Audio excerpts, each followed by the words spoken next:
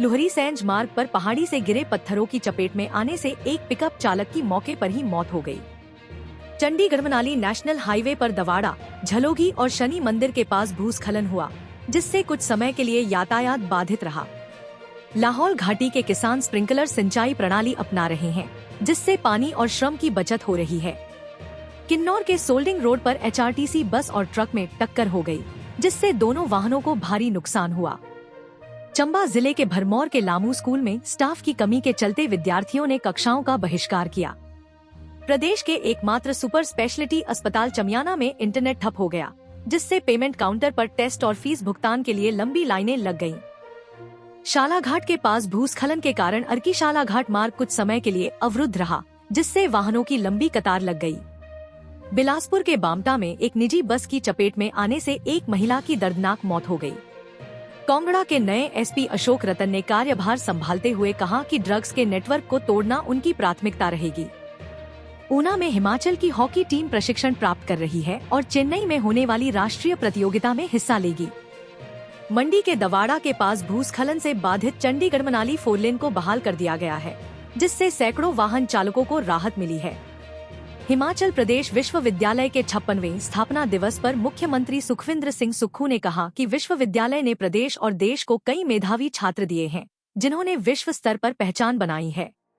हिमाचल पथ परिवहन निगम के चालक प्रचालकों ने चेतावनी दी है कि मांगे पूरी न होने पर 1 अगस्त से वे वर्क टू रूल के तहत रात्रि सेवाएं नहीं देंगे। केंद्र सरकार के वित्त मंत्रालय ने राष्ट्रीय आपदा प्रतिक्रिया कोष से हिमाचल को 451.44 करोड़ रुपए की राशि जारी करने की घोषणा की है, जो 2023 की आपदा से हुए नुकसान की भरपाई के लिए दी गई है। सोलन जिले की निधि ठाकुर ने पटना में आयोजित राष्ट्रीय ओपन एथलेटिक्स मीट में 800 मीटर दौड़ में स्वर्ण पदक जीता है। सिरमौर जिले की दीक्षिता चौहान ने छत्तीसगढ़ में राष्ट्रीय किक बॉक्सिंग प्रतियोगिता में स्वर्ण पदक हासिल किया है और उनका चयन नवंबर में आबूधाबी में होने वाली विश्व चैंपियनशिप के लिए हुआ है। प्रदेश भाजपा सचिव सुमीत शर्मा ने कहा कि प्रदेश की कांग्रेस सरकार ने नई भर्ती योजना के तहत युवाओं के साथ धोखा किया है और उनका भविष्य खतरे में डाला है।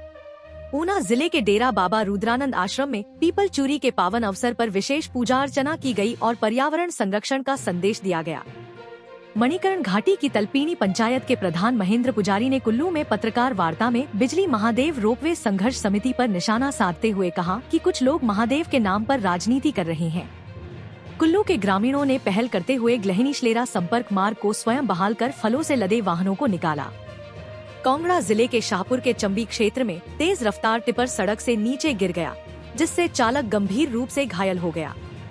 श्रावण अष्टमी नवरात्र मेलों के दृष्टिगत ज्वालाजी नगर परिषद क्षेत्र में 24 जुलाई से 4 अगस्त तक हथियारों और विस्फोटकों के परिवहन एवं उपयोग पर पूर्ण प्रतिबंध रहेगा। धर्मशाला के कचहरी चौक पर अखिल भारतीय विद्यार्थी परिषद ने सरकार की जॉब ट्रेनी पॉलिसी के विरोध में प्रदर्शन किया और इसे वापस लेने की मांग की। अगर आप 10वीं या 12वीं पास हैं और जल्दी से रोजगार पाना चाहते हैं, तो आपके लिए सुनहरा मौका है, क्योंकि हैप्पी यंग ITI सुंदरनगर जिला मंडी में एडमिशन ओपन है, जो NCVT यानी भारत सरकार से मान्यता प्राप्त संस्थान है। यहाँ मिलते हैं सरकारी स्तर के कोर्सेज जैसे electrician, fitter, mechanic motor vehicle और कोपा यानी computer operator and programming assistant.